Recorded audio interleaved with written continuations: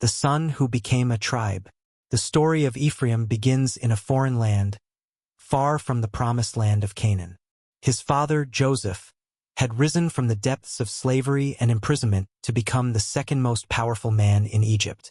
Through God's providence, Joseph had interpreted Pharaoh's dreams and saved the entire region from a devastating famine. But while Joseph ruled Egypt with wisdom and authority, his heart often wandered back to his homeland and the family he had been torn away from so many years before. During his time in Egypt, Joseph married Asenath, an Egyptian woman, and together they had 2 sons, Manasseh and Ephraim. From the moment Ephraim was born, his life was marked by meaning.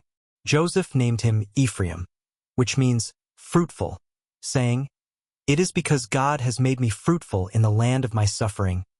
Genesis 41 verse 52. For Joseph, Ephraim's very existence was a reminder of how God had turned his pain into blessing. Ephraim grew up in the splendor of Egypt's royal courts, surrounded by wealth and privilege. He was raised alongside his older brother Manasseh, learning the ways of Egyptian governance and culture. Yet, despite their Egyptian upbringing, Joseph made sure his sons knew the God of their forefathers, Abraham, Isaac, and Jacob.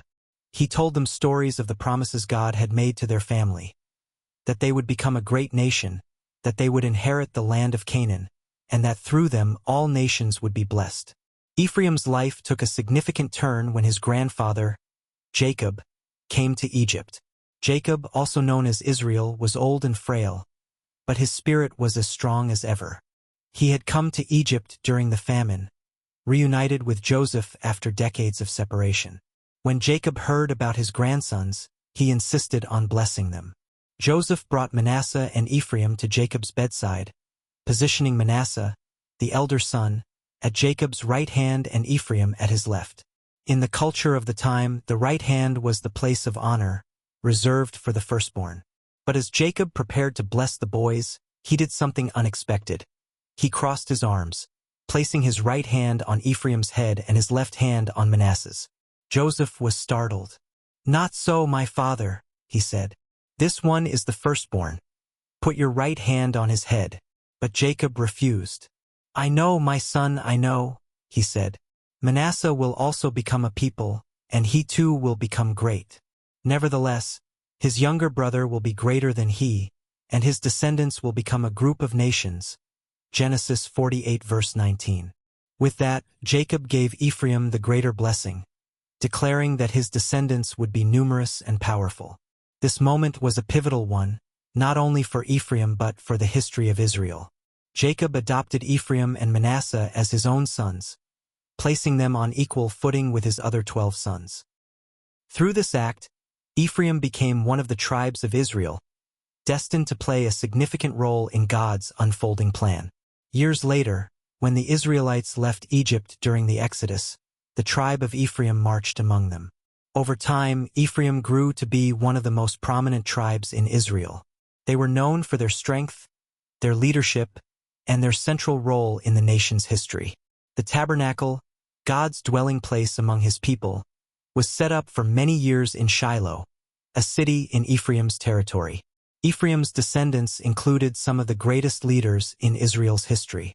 Joshua, the man who succeeded Moses and led the Israelites into the Promised Land, was from the tribe of Ephraim. He was a courageous and faithful leader who trusted in God's promises, rallying the people to conquer the land and settle in it. Despite their blessings and prominence, the tribe of Ephraim did not always live up to their calling. At times, they were known for their pride and stubbornness. In the book of Judges, they quarreled with other tribes, feeling slighted when they were not given a central role in battles. The prophet Hosea later lamented Ephraim's unfaithfulness to God, describing them as a cake not turned, half-baked and unreliable. Hosea 7 verse 8. Yet, even in their failures, God's love for Ephraim remained steadfast. Through the prophet Jeremiah, God spoke tenderly about Ephraim, saying, "Is not Ephraim my dear son, the child in whom I delight? Though I often speak against him, I still remember him.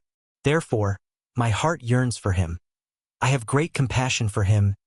Jeremiah 31 verse 20. Ephraim's story is one of blessing, responsibility, and God's enduring faithfulness.